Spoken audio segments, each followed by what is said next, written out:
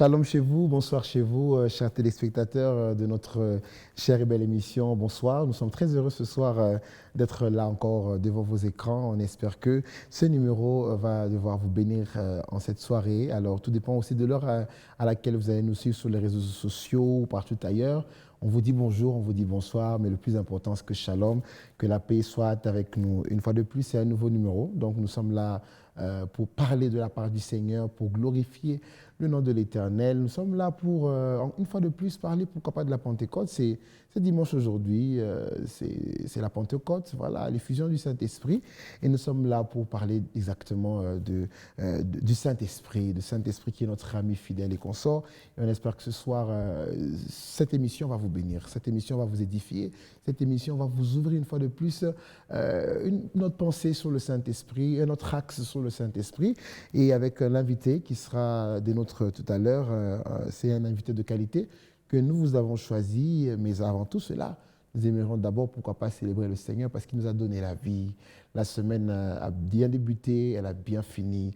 Quels que soient les problèmes, quelles que soient les difficultés, le plus important est que tu aies la vie. La vie, c'est j'ai toujours dit la vie, le souffle de vie, c'est le premier témoignage pour lequel nous devons célébrer le Seigneur, car sa parole nous dit, pour tous ceux qui respirent, louez le nom de l'Éternel. Que tous ceux qui respirent louent le nom de l'Éternel. Alors, ça sera avec le frère David Isé, en featuring avec notre frère Jonathan Mungongwa dans son nouveau clip, ou encore dans le nouveau clip, ou encore dans la nouvelle saison Salon d'adoration, j'y arrive exactement. Ils ont travaillé ensemble et c'est pour la gloire du Seigneur que nous allons suivre cela. Après, nous nous retrouvons.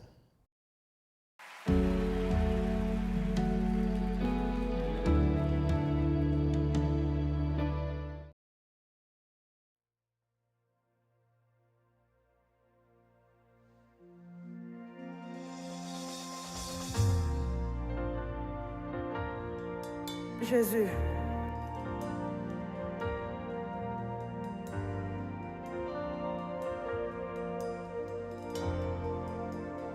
Je bénis le nom de l'Éternel, celui qui est mon refuge et mon abri, celui qui est ma force et ma forteresse.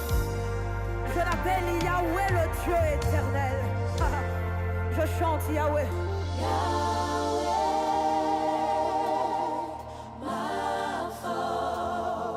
Restaure mon âme. Tu restaures mon âme. Il est ma forteresse. Ma forteresse.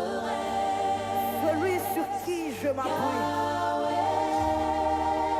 Jésus, Jésus, Jésus. Force, d'âge en assuré. Si réellement il est ta forteresse, est-ce que tu peux le chanter? Yahweh.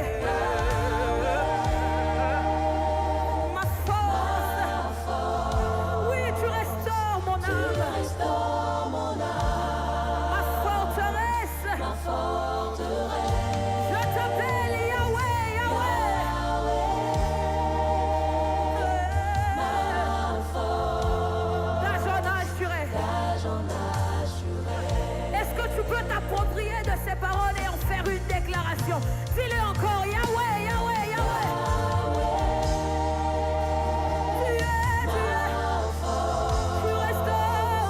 Tu restaures mon âme. Ma forteresse. Yahweh, ma force, d'âge en assuré.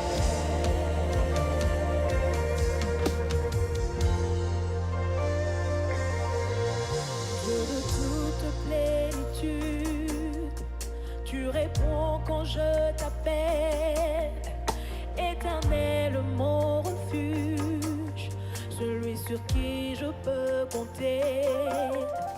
Tu m'exauces du haut des cieux et tu me donnes ta victoire. Ta main est sur moi, je ne redoute rien. De toute plénitude, tu réponds quand je t'appelle, Éternel mon refuge, celui sur qui je peux compter. Tu m'exauces du haut des cieux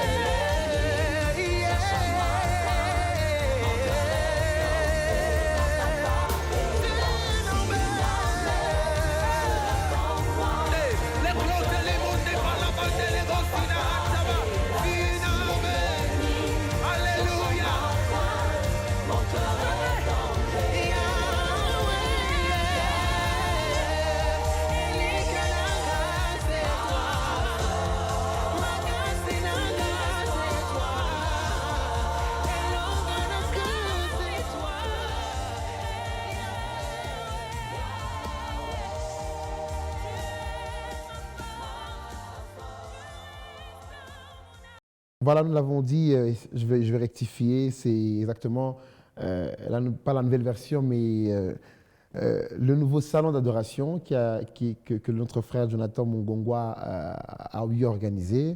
Et le duo, c'était exactement la sœur Becky et le frère Danny dans le titre Ma forteresse. Alors j'espère que vous avez été bénis de partout où vous nous suivez au travers de cette belle mélodie, de cette bonne adoration où nous rappelons que le Seigneur est notre seule forteresse. Alors, forteresse, voilà, j'y arrive. Alors ce soir, comme je l'ai dit, nous sommes là, c'est une soirée de Pentecôte. Je crois que vous étiez à l'église. Chacun a eu à vivre la Pentecôte de sa façon. Et on espère seulement que le Seigneur, ou bien que le Saint-Esprit restera notre ami de tous les jours. Et ce soir, comme je l'ai dit, j'ai un invité avec moi. Je ne suis pas seul, comme d'habitude, un homme de Dieu. Ce ne sera pas sa première fois, ce sera exactement sa deuxième fois que nous l'invitons sur nos plateaux de TILA. Et il sera là pour nous bénir. Et je le présente juste après cette transition.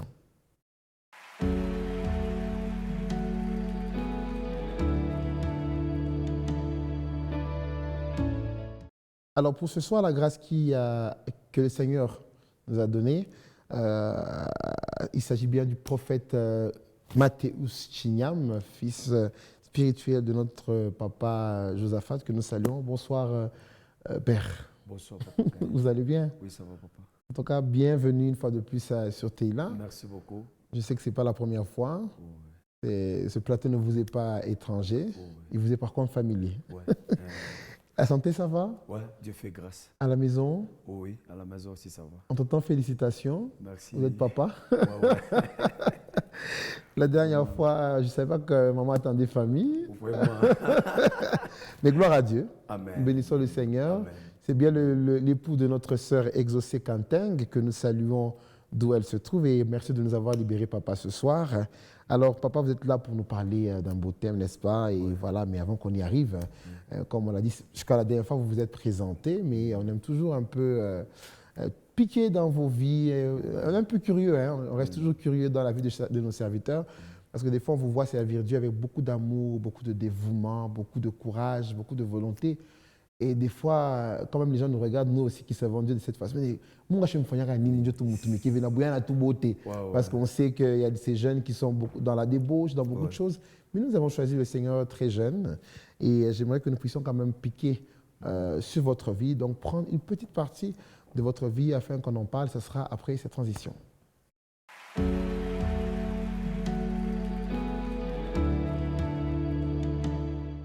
Alors, comme je le disais dans ma présentation du frère prophète, je préfère dire ainsi, Mathéus Chignam, j'ai bien dit qu'il était fils spirituel de notre papa Josaphat. En tout cas, papa, nos salutations, notre père. Voilà, je le vois toujours fidèle à ses pieds, toujours à ses côtés. C'est vraiment le modèle des fils. Hein? Donc, les fils, comme on dit un fils, là, la loyauté, on peut la lire sur le visage de notre prophète Mathéus. Alors, papa, vous avez combien d'années déjà au pied de notre Père? Au pied de notre Père, cette année, je vais totaliser 14 ans. 14 ans. Je suis là, par la grâce de Dieu. On est là, aux côtés de notre papa, ça fait déjà 14 ans. 14 ans. Ouais. Dans la vie d'un humain, c'est un adolescent, hein, n'est-ce pas? Donc, il y a 14 ans, donc 14 ans au pied de notre Père. Je sais qu'il y a eu des hauts et des bas, n'est-ce pas? C'est pas facile. Oui, le coup, en tant qu'humain, ça ne manque pas. Mais on a été focus sur l'objectif. Très bien. On a été focus sur l'objectif. Et beaucoup plus, on a compris, j'ai compris que papa, c'est lui l'homme de ma vie. Très bien. L'homme de ma vie. Parce que Dieu appelle toujours quelqu'un au pied de quelqu'un. Donc, comme même l'histoire de l'anneau que Jésus avait utilisé pour entrer à Jérusalem, quand vous suivez les détails, on parle de l'anneau à côté d'une ânesse. Yes. Donc, l'anneau, on peut appeler le fils de l'ânesse. Très bien. Donc, et puis la condition, la prophétie, selon Zacharie 9, c'était cet anneau-là. On avait précisé l'anneau, pas une ânesse. Donc, l'anneau qui n'avait pas encore mis au monde. Donc, seulement si l'anneau pouvait mettre au monde. Donc, la prophétie devait peut-être décaler. Yes. Donc, Dieu récupère toujours quelqu'un auprès d'une autre personne, comme le cas de Moïse avec Josué, Yes. comme les cas d'Élisa avec Élie. Il y a beaucoup d'exemples. Alors, par la grâce de Dieu, Dieu a placé Papa Josaphat sur notre chemin de destinée et nous bénissons Dieu pour sa vie. Alors, il est l'homme de votre vie. Je sais que dans un parcours ministériel ou encore auprès des pères, il y a toujours des moments où on se pose des questions. Est-ce que exactement il fallait que je sois à ses pieds? Alors, j'aimerais juste d'abord qu'on puisse savoir comment est-ce que vous êtes arrivé au pied de notre père. Par la grâce de Dieu, j'ai grandi dans une famille chrétienne, mais méthodiste. Mais à l'époque, si je me rappelle bien, il n'y avait pas beaucoup plus la connotation des églises de réveil. Okay. Beaucoup plus c'était des mouvements, des couples de prière. Et celui qui partait trop dans la famille, c'était ma mère. D'accord. Alors, une fois là, c'était une soirée, on était à la maison. Ma mère est rentrée et derrière lui, Papa Josaphat et quelques frères de l'église à l'époque qui priaient avec Papa Josaphat. Ils sont arrivés à la maison, on a prié et Papa Josaphat nous a invités à l'église. Et on a commencé à partir, malgré qu'on fréquentait encore l'église méthodiste, on a commencé à fréquenter et c'est parti jusqu'à aujourd'hui. Alors, donc, on va dire que vous êtes pratiquement un fils maison. Ouais. Alors, comment ça commence? Comment ça débute? Est-ce que directement, parce que je vous vois déjà à la chair, ça a commencé en prêchant, ça a commencé en prophétisant, ou comment a été les débuts? Je suis parti à l'église, comme dans le langage quotidien, on dit un frère simple, encore trop petit, je crois, je devais, si c'est 12 ans. Mais j'étais toujours attiré à l'œuvre de Dieu. Et puis, on m'avait appelé, j'ai commencé avec le canot vocal. On a commencé là-bas, on s'embriait un peu, on chantait. Certes, je sentais toujours que je n'étais pas appelé à ça. Mais comme je me disais, il faut que je puisse faire quelque chose à l'église. Donc, depuis l'enfance, moi, j'aimais trop l'église. Alors, je me disais, je dois faire quelque chose à l'église. On a commencé avec le canot vocal, ça n'a pas tenu, comme on n'était pas appelé à ça. J'ai changé, je suis parti à la chorale. Là aussi, ça ne tenait pas. Et j'aimerais préciser une chose. À l'époque, quand nous, on faisait des prières, que Dieu nous fasse grâce, qu'il nous utilise puissamment dans la chorale, à la musique, que je parvienne à bien chanter, c'est parti comme ça. Moi, quand j'ai prié pour la musique, les dons prophétiques s'étaient manifestés. D'accord. Donc, quand les autres, peut-être en prière comme ça, on intercédait pour la chorale, que Dieu nous fasse grâce, moi, je n'avais pas reçu les dons de la musique. Moi, c'était les dons de la prophétie qui s'étaient manifestés. Et c'est depuis lors qu'aujourd'hui, on se retrouve prédicateur. Prédicateur. Et les échelons, vous les avez montés, n'est-ce pas? Oui. Quel est le moment qui vous a le plus marqué au pied de votre père ou encore ministériel, le moment qui vous a le plus choqué? Quand je dis choqué dans le négatif, hein, on va être vrai. Je sais que c'est vrai qu'on a et ça. Donc, c'est le moment où il chaka. Alors, quel a été ce moment qui vous a le plus choqué au pied de votre père et qui, des fois, mais ce moment qui vous a donné l'impression qu'il fallait que vous puissiez quitter, par exemple, l'Alliance? Je peux parler de mon immaturité dans la marche, dans la paternité. En fait, papa, c'est un homme, bon, je peux dire. Très bien. Lui, papa, donc il est direct avec la personne. Je me rappelle une fois, parce qu'avant que je commence à prêcher, j'ai fait interprète. D'accord. Je l'interprétais, et puis il y avait des mots que je n'arrivais pas à bien prononcer. Il m'avait fait descendre. Non seulement il me fait descendre, il a accompagné encore avec des commentaires. Tu ne pries pas, tu n'aimes pas la prière, quel type d'homme de Dieu que tu seras. Alors j'avais honte, et puis par la grâce de Dieu, j'avais fini les cultes, mais j'étais parti. Wow. J'étais parti, j'ai dit non, je quitte l'église. J'ai dit, je quitte l'église. Il ne me verra plus. Mais qu'est-ce qui a fait que vous puissiez revenir? Je ne sais pas, moi... À la raison. La raison, c'était... Qu'est-ce qui a fait que vous puissiez revenir à la raison? En fait, Dieu m'a déjà fait grâce, moi je ne suis pas trop colérique. Très bien. J'étais rentré en moi-même, j'ai dit, bon, de toutes les façons, ce que papa a fait, il a totalement raison, il n'a pas tort. Alors j'ai dit, bon, me boosté. Puis un jour là, j'étais sorti de l'église juste 3 jours. Et je crois que c'était un mercredi. Le vendredi, bon, ouais, le vendredi j'étais rentré encore au culte. Donc c'était un peu comme ça. Et j'étais juste rentré en moi-même. Merci au Saint-Esprit alors. Oh, ouais, j'étais rentré en moi-même. Donc on va dire que c'est votre immaturité. Ouais. Le fait de ne pas comprendre ce qui était bon pour vous venant du Père. Oui. Pour vous, une remarque, Ouais. c'était pas Donc possible. c'était une humiliation. Voilà. C'était une humiliation. Je dis pourquoi il peut me parler comme ça? Pourquoi il peut m'humilier comme ça? Donc je ne comprenais pas. Or, ce sont des choses, la manière, là, quand il était trop sévère, trop direct avec nous, parce qu'il y avait certaines reproches où, humainement parlant, on pouvait dire pourquoi il ne pouvait pas faire ça à côté. Mais quand il faisait ça, donc c'était pour encore nous rendre meilleurs. Très bien. Donc aujourd'hui, j'ai béni Dieu pour ces reproches-là en public. J'ai béni Dieu, je peux dire, pour ces humiliations-là en public. Vous êtes d'accord pour ça ou pas dans les églises? Un moment. Venant de nos pères. Bon, si c'est, il y a aussi un peu, on doit être équilibré. Si c'est dans le bon sens, là, ça passe. D'accord. Parce qu'il ne faut pas, parce qu'avec la paternité aujourd'hui, s'il y a une grâce qui monte à l'église, si le pasteur devient complexé, commence à mettre un peu de coq en jambe à la personne, là, c'est pas bien. Mais si c'est dans un bon sens, non, les reproches, bon, ce qu'on appelle, c'est même pas des humiliations. Donc le fait là, on te parle en public, si c'est dans le bon sens, dans la paternité, ça passe. D'accord. Si c'est dans le bon sens dans la paternité. Ouais. Il faudrait comprendre. Parce que moi, c'est ma papa a kushusha chini. Et pendant ce temps, on s'est mis à pouiller le bon. Bien, c'est ma papa. Où est baba? John est dans la ville. Bon, bref. Ça fait aussi partir du ministère ou encore comment je dirais, de l'éducation du père sur les fils, n'est-ce pas? En tout cas, est-ce qu'on se voit très longtemps au pied du père ou bien à un moment viendra, vous direz, Dieu m'a dit, un peu comme certains se sont séparés d'eux.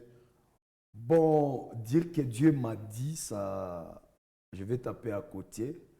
J'attends le bon moment et le Père nous observe. Je ne sais pas qu'est-ce que Dieu l'a déjà convaincu par rapport à notre destinée. D'accord, donc vous vous soumettez à la volonté du ciel, au travers du Père. Papa. Ouais. D'accord, que Dieu vous bénisse. Amen. C'était quand même important. Donc 13 ans, 14 ans aujourd'hui, au pied de Papa Josaphat, que nous resaluons encore Papa. Bonsoir chez vous et à maman aussi. Comme il a dit, c'est un exemple qu'il a donné beaucoup. Serviteur Mingi, et je crois que toi qui me suis, seulement tu as subi des humiliations aussi comme ça de la part de tes pères. Voilà un exemple. Donc, restons au pied de nos pères et surtout attentifs à l'esprit. C'est le plus important et ça nous gardera solides dans la foi et persévérants dans la mission. Que Dieu vous bénisse. Amen. Nous allons passer à notre thème et ça sera après cette transition.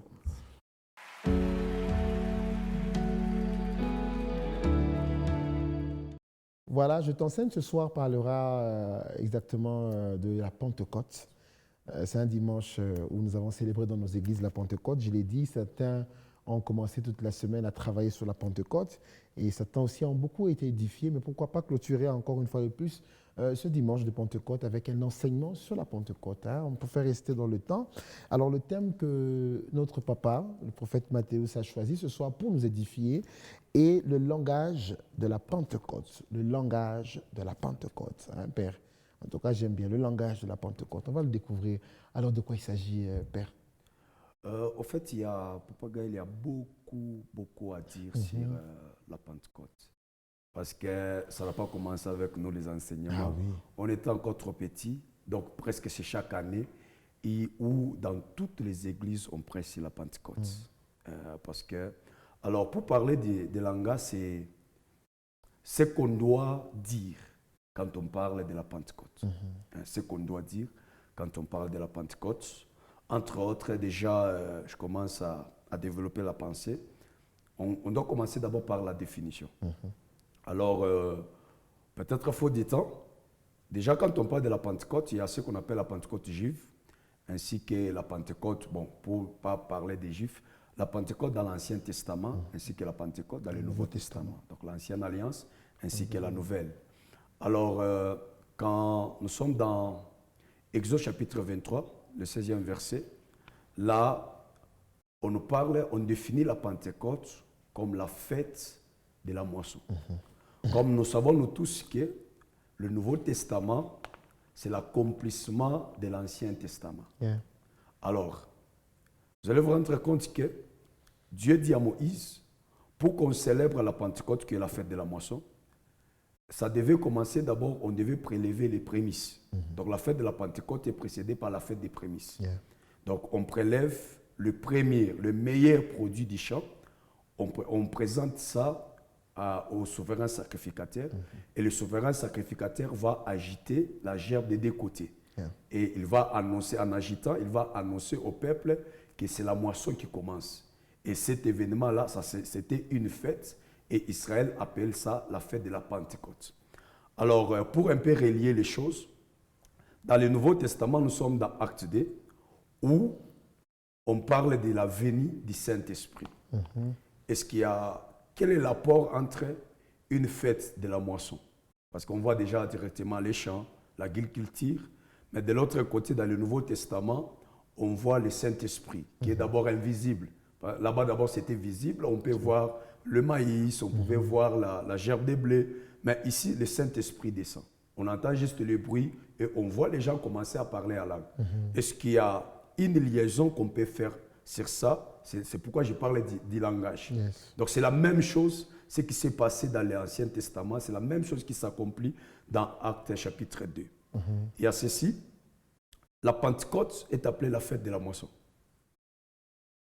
Et quand on parle de la moisson, maintenant le langage qui se dégage là-bas, c'est quoi? On ne peut pas, quand on parle de la moisson, on voit directement les champs. Donc quelqu'un qui a sémé, il doit moissonner. Donc on parle de la moisson dans un champ. Déjà, vous allez comprendre que avant que Jésus ne parte au ciel, dans Acte 1, 8, il dit, vous recevez la puissance et vous serez mes témoins. Donc, pour ceux-là qui me suivent, retenez témoin et de l'autre côté, le champ. Alors, je vais faire la liaison. De l'autre côté, on moissonne dans les champs. Mais ici, on nous établit comme étant des témoins. Quel est l'apport? Parce que dans Matthieu chapitre 13, verset 38, quand Jésus donne la parabole sur les champs, et il identifie lui-même que le champ, c'est le monde. Donc, dans l'Ancien Testament, on doit aller moissonner. Donc, quand on part dans les champs, on moissonne ce qu'on a semé. Ce qui se trouve dans les champs, on appelle ça Pentecôte. Mais maintenant, pour nous, la Pentecôte, le premier langage, c'est que c'est aller, nous sommes témoins. Et ici, c'est aller moissonner dans le monde. Très bien. Donc, c'est aller moissonner dans le monde. Donc, j'aime la Pentecôte, les gens sont remplis. J'aime la Pentecôte où les gens sont tombés, sont ivres du Saint-Esprit, les gens sont agités. J'aime cette manifestation-là, mais comme aujourd'hui c'est le dimanche de la Pentecôte, parce qu'on a déjà célébré la Pentecôte, qu'est-ce qui doit suivre après? Très bien. Ce qui doit suivre après, c'est au-delà, à part le parler en langue, on a vu même avec Pierre. Après avoir parlé en langue, après tout ce qui s'est passé les jours de la Pentecôte, Pierre est parti moissonner. Donc Pierre est parti dans les champs qui est le monde pour ramener les âmes à Christ. Donc le vrai langage de la Pentecôte ne s'arrête pas à la plénitude du Saint-Esprit. Quelqu'un, parce que être pentecôtiste, on s'arrête souvent au mouvement, à la prière, on chante, on bouge, mais être un vrai pentecôtiste, il faut faire comme Pierre a fait. Après la plénitude, c'est le salut des âmes qui doit suivre. Très bien.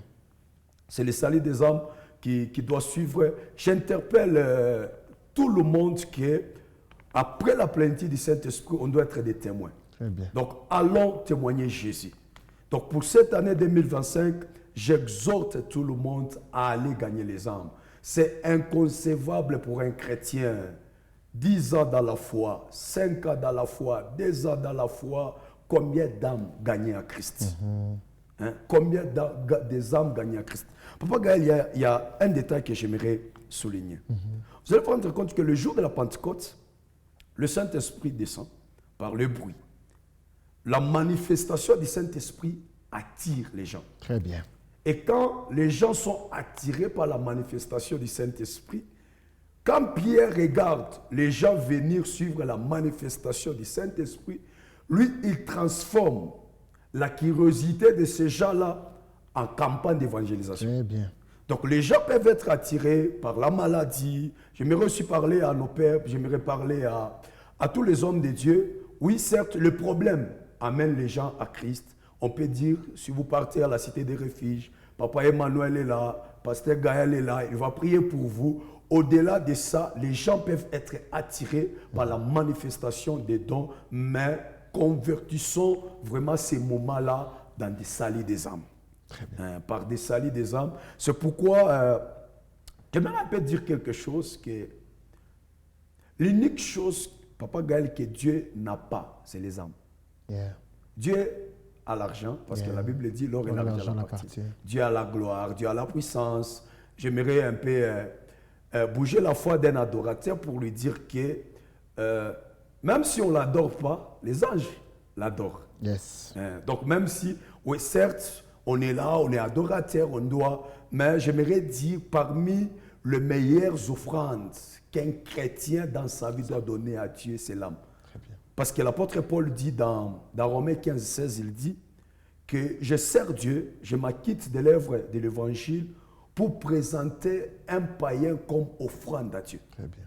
Donc parmi les offrandes que Dieu attend de nous, après comme la mouvance, on a bougé par la manifestation du Saint-Esprit, parmi les meilleures offrandes que Dieu attend de nous, c'est les âmes. Hein? Ma sœur, tu chantes bien, gagnons les âmes. Amen. Que les gens plutôt viennent pour les concerts, transforment les concerts dans l'évangélisation. Que les gens viennent pour un marathon à l'église, pour des besoins, pour des raisons de maladies. Mais faisons comme Pierre, faisons comme à l'église primitive. Les gens venaient pour les spectacles. Mais après les spectacles, c'était les âmes qui se convertissaient. Donc, parmi les choses que nous devons beaucoup plus m'atteler, c'est les salis des âmes. C'est inconcevable pour un chrétien. Vous êtes là, 10 ans de ministère, combien des âmes? Combien des âmes? Aujourd'hui, c'est un peu aussi, ça fait un peu mal de voir même des croisades où on fait des croisades en invitant des églises. Oui. Donc vous allez vous rendre compte que 1000 personnes sur un terrain de foot, 40 000 personnes sur un terrain de foot, on fait l'appel des âmes comme ça, il n'y a aucune personne qui se présente. Donc, même quand la promesse du Saint-Esprit, vous recevez une puissance, la Bible dit, vous serez mes témoins à Jérusalem, en Judée, en Samarie. Donc le Saint-Esprit que nous avons, le Saint-Esprit que nous prenons à voir dans nos églises, on ne doit pas limiter le Saint-Esprit. Donc le Saint-Esprit n'aime pas les surplaces. Donc le Saint-Esprit aime les mouvements. Et le mouvement là, c'est aller gagner les âmes. Très bien. C'est aller gagner les âmes parce que le Dieu de l'ancienne alliance aimait trop perdre. Il tuait. Mais le Dieu de la nouvelle alliance n'aime plus perdre. C'est pourquoi dans le désert, Dieu pouvait tuer 3000 personnes. Sous la colère comme ça, Dieu tue. Mais dans la grâce, Dieu ne tue plus. Dieu récupère les âmes perdues. Yes. Donc parmi les choses que Dieu nous appelle à cette Pentecôte, c'est les salis des âmes. Très bien. C'est les salis des âmes. J'aimerais épingler des choses, peut-être pour chuter, pour peut-être recevoir quelques questions. Oui. Quand on parle un autre langage, c'est l'aspect de l'unité de la Pentecôte. L'aspect de l'unité de la Pentecôte. En Israël, il y a 7 fêtes. En Israël, il y a 7 fêtes. J'aimerais épingler le premier aspect que j'ai médité, que le Saint-Esprit m'a fait comprendre, Papa Gaël. Il y a la fête de la Pentecôte, il y a la fête des pains sans levain, il y a la fête des prémices, il y a la fête de la Pentecôte, la fête des trompettes, la fête de la moisson, du tabernacle. Mais vous allez comprendre que toutes ces fêtes-là, c'est passé en famille. Parce que je crois que j'ai parlé des langages. Quel langage pouvons-nous retirer de la célébration de la Pentecôte pour cette année? Toutes les fêtes d'abord, pour ne pas parler de la Pentecôte, toutes les fêtes en Israël, ça s'est célébré en famille. Mais vous allez comprendre aujourd'hui, avec des messages où les chrétiens commencent à s'éloigner de leur famille. Non, le Saint-Esprit n'est pas comme ça. Donc quand Dieu vous donne le Saint-Esprit, le premier bénéficiaire du Saint-Esprit doit être les membres de vos familles. Amen. Donc le Saint-Esprit, il n'y a pas la fête de la Pentecôte si on n'est pas unis. Yes. Et le premier endroit où on doit être unis, c'est dans nos familles. Très bien. Pourquoi vous priez? Pourquoi tante avec la nièce, vous ne vous entendez pas? Mais vous tous, vous parlez en langue. Wow. Si la tante s'enferme dans la chambre, elle peut prier 3 heures du temps. Mais avec des conflits, ses enfants ne parlent pas avec les enfants de la petite sœur. C'est quelle Pentecôte que nous célébrons avec des conflits? Très bien. Hein? Parce que la Pentecôte, c'est un rassemblement. Yes. Les gens sont là. Mais aujourd'hui, j'aimerais dire quelque chose, Papa Gaël, c'est une vérité qui choque un peu. Vous savez que quelqu'un peut quitter l'église. Le mariage peut finir, l'église, quelqu'un peut quitter l'église, l'entreprise, on peut te chasser de l'entreprise, mais l'unique chose qui ne finit pas, c'est la famille. Mais on renverse les choses. Aujourd'hui, on peut trouver des gens trop attachés à l'église, avec le Saint-Esprit, détachés de leur famille. Aujourd'hui, on peut trouver des gens trop accros à leur travail, détachés de leur famille. Yes. J'aimerais poser une question à un frère, à un prophète. Il y a combien de mois tu as parlé avec ton père biologique? Wow. Même par appel seulement. Je m'ai parlé à une maman prophétesse qui est remplie du Saint-Esprit, qui est même tombée le matin à l'église. Il y a combien de temps tu t'es intéressé aux problèmes aussi des familles? Quand Dieu nous appelle, parmi les choses que le Saint-Esprit fait, c'est nous réconcilier aussi avec nos membres des familles. Cultivons la paix. Parce que la première bénédiction de l'homme sur la terre, c'est sa famille. Là, tout le monde peut partir. L'unique chose qui ne finit pas, n'abandonne pas la famille au nom d'une église, au nom d'une prophétie. Parce que la prophétie peut passer. Le prophète peut mourir. Le pasteur peut... On peut te faire... Combien des églises d'abord tu as déjà changé? Mais tu n'as jamais changé de famille, tu n'as jamais changé de père, tu n'as jamais changé de tante. Les églises, je peux aujourd'hui, je suis à la cité des refuges, demain je serai à Merache, demain peut-être je peux changer, je peux me retrouver à une autre église. Mais depuis que je suis né, j'appartiens toujours à ma famille. Donc la Pentecôte, un langage que la Pentecôte nous enseigne aujourd'hui, c'est l'amour pour nos familles. Très bien. Parce que l'apôtre Paul le dit, et plutôt l'apôtre Jacques dit, si quelqu'un ne prend pas soin des siens, principalement c'est les membres de sa famille, il est plus qu'un païen. Yes. Donc ici, le fait de négliger nos membres de famille au nom d'une prophétie, au nom d'un songe, au nom d'un message.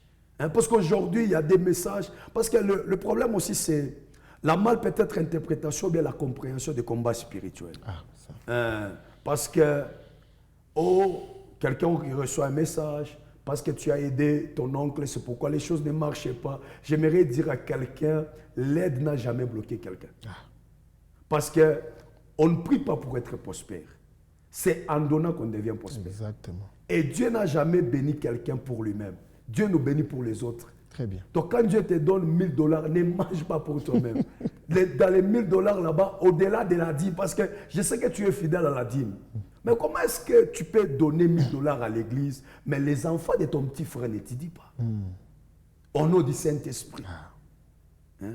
Comment est-ce que tu peux soutenir les gens? Hein? Tu es mécène à Colosie avec ce qui se passe, pour un peu aussi parler, ce qui se passe à gauche, à droite, on voit des gens sur TikTok demander l'argent. C'est bien de les offrir les véhicules. Est-ce que tu prends soin des membres de ta famille? Très bien. Ta famille qui est à Kassoul ici, qui est à Funguru, mais qui est à Lubumbashi là-bas vers Taba. Est-ce que tu prends soin d'eux? C'est ça le langage de la Pentecôte. La Pentecôte amène l'unité dans la famille. Yes. Il y a aussi un autre langage. Vous allez comprendre que dans Actes 2, quand les apôtres ont commencé à parler en langue, quand ils parlaient en langue, c'était les gens des nations. Plusieurs tribus sont venus là-bas. Et l'évangile n'a pas de tribus. Très bien. Mais aujourd'hui, Gaël, c'est bien. Les gens peuvent dire, c'est pas bien. Le tribalisme, il y a des conférences sur le tribalisme. Mais les gens n'acceptent pas les changements de certaines personnes des autres tribus. Yes. J'aimerais dire à quelqu'un, si tu es Chokwe, le même Dieu qui t'a changé, c'est le même Dieu qui peut changer un Kassaya. Très bien.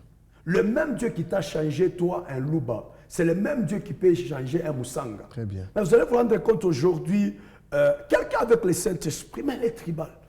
Ça, ce n'est pas le langage du Saint-Esprit. Le langage du Saint-Esprit, c'est que ce sont les gens de plusieurs tribus qui viennent écouter, célébrer le Seigneur. Wow. Mais aujourd'hui, il y a des églises où on trouve, bon, je n'ai pas un problème avec ces églises-là.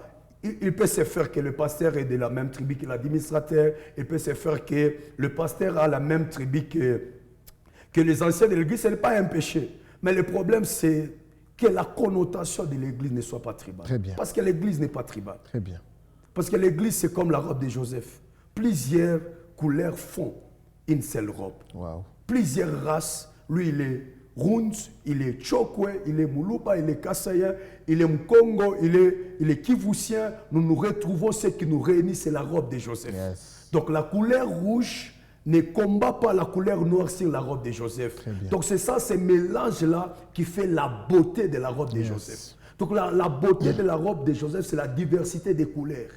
Donc acceptez à sorte que le même Saint-Esprit qui vous a brisé, vous en tant que Luba, c'est le même Saint-Esprit qui peut briser et transformer quelqu'un qui vient d'Iba Congo. Le même Saint-Esprit qui vous a brisé, qui vous a fait aujourd'hui, vous êtes une bonne personne, vous pouvez dire j'ai un bon caractère, c'est le même Saint-Esprit qui peut aussi toucher quelqu'un d'une autre tribu pour les transformer. Yes.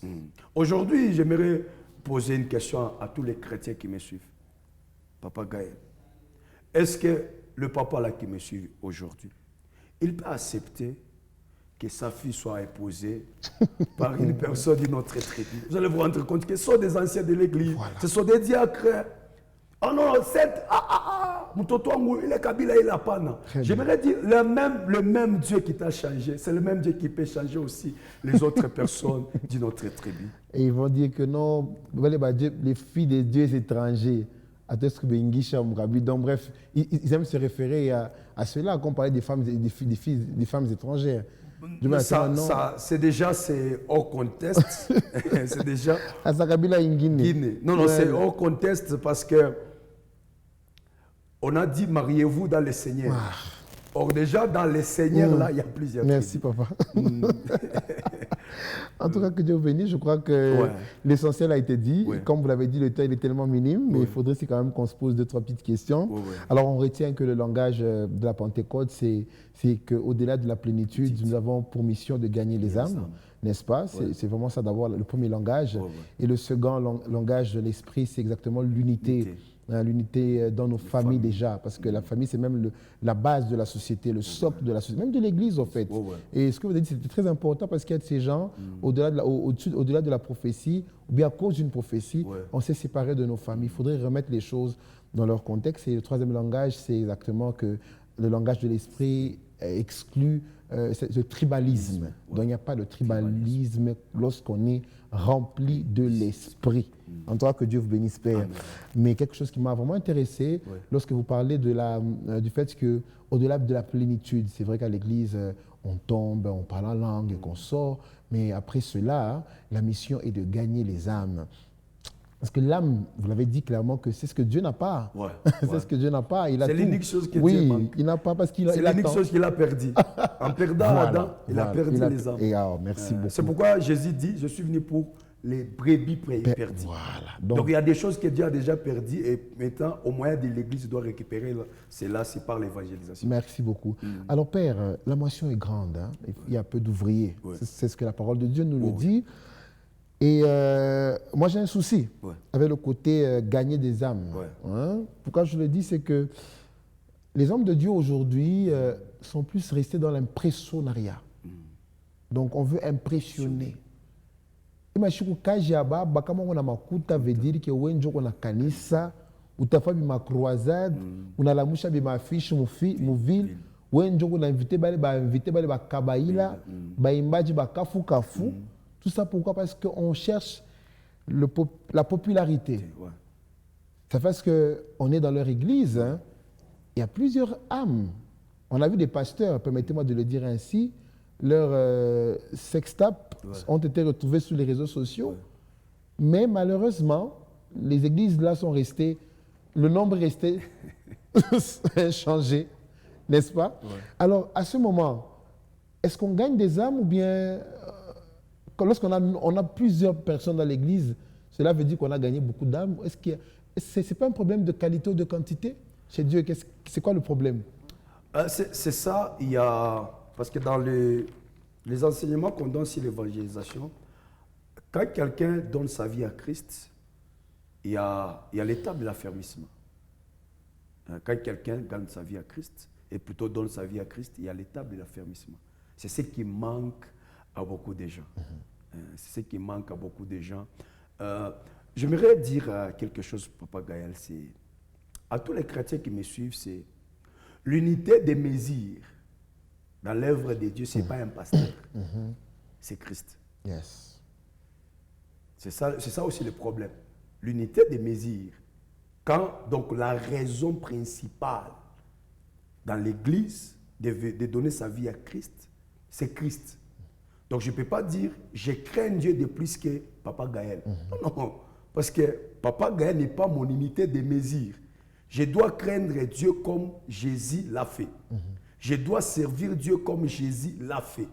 Et là, que le pasteur bouge ou pas. Donc ma foi, certes, je dépends du pasteur, mais le pasteur n'est pas mon unité de mesure. Oui, Père, mais je dois vivre comme Jésus l'a fait. Je dois marcher comme Jésus l'a fait, tout en ne pas dépendre de l'homme de Dieu qui est devant moi, qui est normalement censé être un modèle. Et lorsque moi je constate que cet homme n'est pas un modèle, qu'est-ce que je fais alors? Je dois me dire, oui, ma bêtise, ma boucharati, bon, si tu as et moi je reste dans la même église pour servir Dieu. Entre-temps, les mêmes mains qui me bénissent là, ce sont les mains d'un, sans juger bien sûr, peut-être un homme de Dieu qui est dans l'impudicité ou quoi que ce soit. Comment on fait? Parce qu'à un moment, on a comme l'impression que avoir un grand nombre dans nos églises et même ça réussir à faire gagner des âmes. Non, non, en fait, le problème, c'est les gens interpellés ici sont les hommes de Dieu. Parce que il ne faut pas que les gens viennent à l'église pour le travail. C'est ça, le problème aussi, c'est ça les messages qu'on donne actuellement à l'église. Vous allez vous rendre compte que prêcher sur la conversion, le salut, le brisement, le message qui peut remettre un chrétien en cause en disant que j'ai donné ma vie à Christ pour l'enlèvement. J'ai donné ma vie à Christ pour le ciel. Maintenant, quand vous prenez tout témoin, vous prêchez sur comment... Bon, oui, nous tous, on veut prospérer. Nous tous, on veut avoir de l'argent. 48 points pour être millionnaire en Jésus. 863 points pour être prospère. C'est bien. Mais il ne faut pas. Parce que l'apôtre Paul dit, si c'est dans cette vie que nous avons donné notre vie à Christ, nous sommes les plus malheureux. Donc, dans chaque église où la motivation, c'est le mariage. S'il y a une sœur qui part à l'église, on le voit chanter, on voit la sœur zélée. Mais si tout ce que tu fais, c'est pour le mariage, tu es la plus malheureuse. Très bien. Si je pars aussi à l'église parce que j'ai des combats, non, non, non, non, partir à l'église, la raison doit être le ciel. Très bien. Si le ciel n'est plus la motivation de nos croisades, si le ciel n'est plus la motivation de nos marathons, nous sommes le plus malheureux aux yeux de Dieu. Là, vous parlez de nous. Et alors, nous, face maintenant à ces hommes de Dieu aussi, qui aujourd'hui, on a comme l'impression qu'ils viennent en Kassana. Et puis, les seules raisons, c'est cette fois, mon serviteur tombera, cette fois, je l'ai. Donc, il y a toujours. Alors, qu'est-ce qu'on fait, nous? On reste parce que oui, il faut. Certes, il y a des faux. J'aimerais choquer quelqu'un. Vous savez que l'histoire ici, bon, le terme c'est peut-être les bêtises, les faiblesses. Vous savez que le faux ne présente difficilement cela. Le faux. J'aimerais choquer les gens. Les faux manifestent pour être cupide. Les histoires là, les faux s'arrangent. Pour se retrouver dans ces histoires-là. Maintenant, quand un homme de Dieu tombe, bon, pas dire tomber, quand un homme de Dieu se retrouve dans un péché quelconque, il y a plusieurs raisons qui entrent en jeu. Parce que le péché d'un homme de Dieu ne fait pas de lui un faux. Il y a, bon, pas pour parler, parce que le problème aussi avec nos pères, les pasteurs aujourd'hui, c'est pourquoi tu fais telle chose? Pourquoi tu couches avec les femmes d'autrui dans l'église? Non, non, tout homme a une faiblesse. Et puis toi, tu as une faiblesse. Bon, si déjà tu sais que ta faiblesse, ce sont les femmes, mais tu continues toujours dans cette faiblesse-là, ce n'est plus une faiblesse. Vous voyez? Donc, je suis aussi immense. Ce sont des choses, ce sont de tels enseignements qui a amené un homme de Dieu, un homme à tout permis. Il se permet de tout. Or, il y a ce qu'on oublie, c'est un homme de Dieu, un pasteur, c'est une brebis aussi. Ah, ça. Parce qu'il n'y a pas l'enlèvement pour les apôtres. Hein? Donc, il n'y a pas l'enlèvement pour les apôtres, il n'y a pas l'enlèvement pour le pasteur. C'est nous tous dans un clin d'œil. Dans un clin d'œil. Donc, finalement, qu'est-ce qu'il fait? Donc, qu'on leur donne le bénéfice du doute, n'est-ce pas?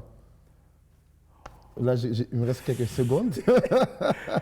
En fait, En une seconde. que les chrétiens cherchent le discernement. Merci beaucoup.